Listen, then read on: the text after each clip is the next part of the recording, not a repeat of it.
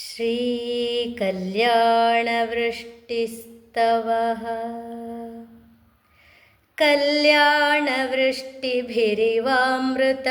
कल्याणवृष्टिभिरिवामृतपूरिताभिः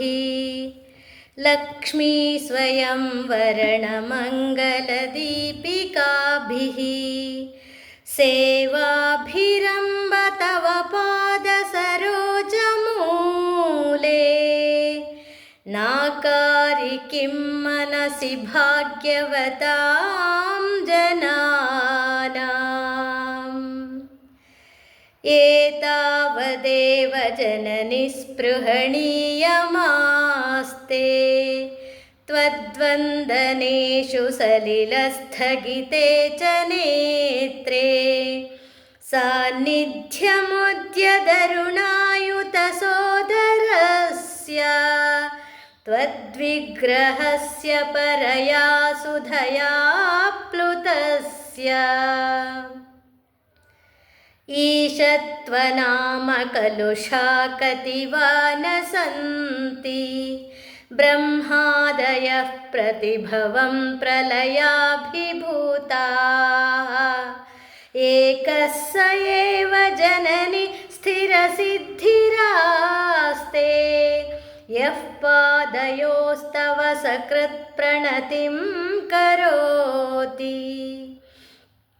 लब्ध्वा सकृत्त्रिपुरसुन्दरितावकीनं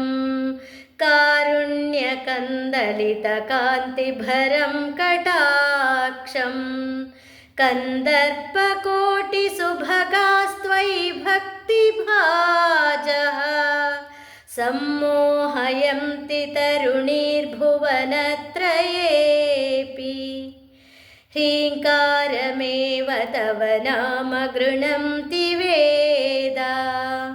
मातस्त्रिकोणनिलये त्रिपुरे त्रिनेत्रे त्वत्संसृतौ यमभटाभिभवं विहाय दीव्यन्ति नन्दनवने सह लोकपालैः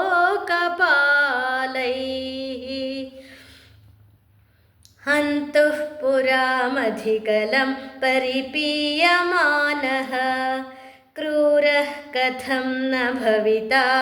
गरलस्य वेगः नाश्वासनाय यदि मातरिदं तवार्धं देहस्य शश्वदमृताप्लुतशीतलस्य सर्वज्ञतां सदसि वाक्पटुतां प्रसूते देवि त्वदङ्घ्रिसरसीरुहयोः प्रणामः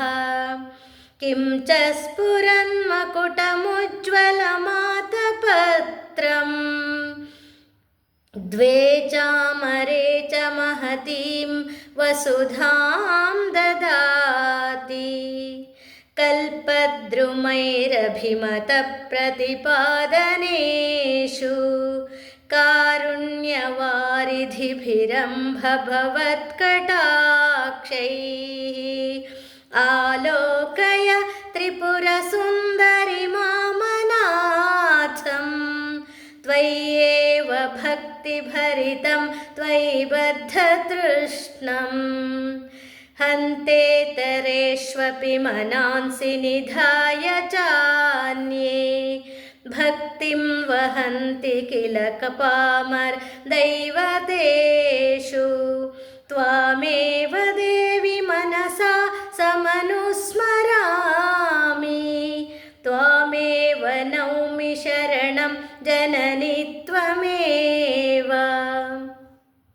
लक्ष्येषु सत्स्वपि कटाक्षनिरीक्षणानाम् आलोकय त्रिपुरसुन्दरि मां कदाचित् नूनं मया तु सदृशः करुणैकपात्रं जातो जनिष्यति जनो न च जायते वा ह्रीं ह्रीं इति प्रतिदिनं जपतां तवाख्यां किं नाम दुर्लभमिह त्रिपुराधिवासे मा माला किरीटमदवारणमाननीया तान् सेवते वसुमती स्वयमेव लक्ष्मीः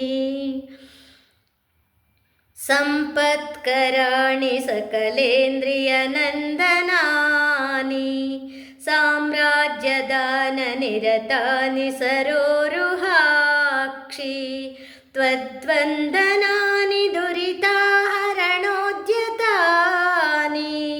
मामेव मातरनिशं कलयन्तु नान्यम् कल्पोपसंहृतिषु कल्पितताण्डवस्य देवस्य खण्डपरशोः परभैरवस्य पाशाङ्कुशैक्षवशरासन् पुष्पबाणा सा साक्षिणी विजयते तव मूर्तिरेका लग्नं सदा भवतु मातरिदं तवार्धं तेजः परं बहुलकुङ्कुम पङ्कशोणं भास्वत्किरीटममृतांशुकलावतंसं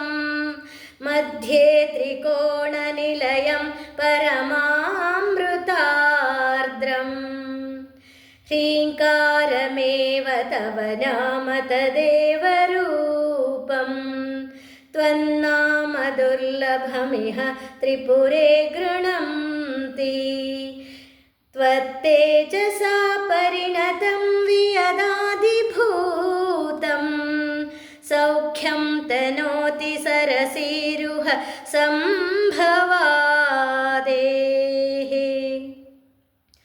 ह्रीङ्कारत्रयसम्पुटेन महता मन्त्रेण सन्दीपितं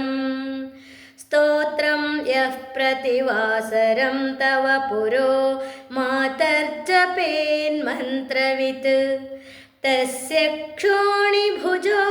भवन्ति वशगा लक्ष्मीश्चिरस्थायिनी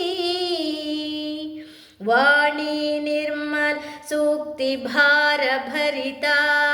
जागर्ति दीर्घं वयः वाणी निर्मलसूक्तिभारभरिता जागर्ति दीर्घं वयः इति श्रीशङ्करभगवत्पूज्यपादविरचितं श्रीकल्याणवृष्टिस्तवः।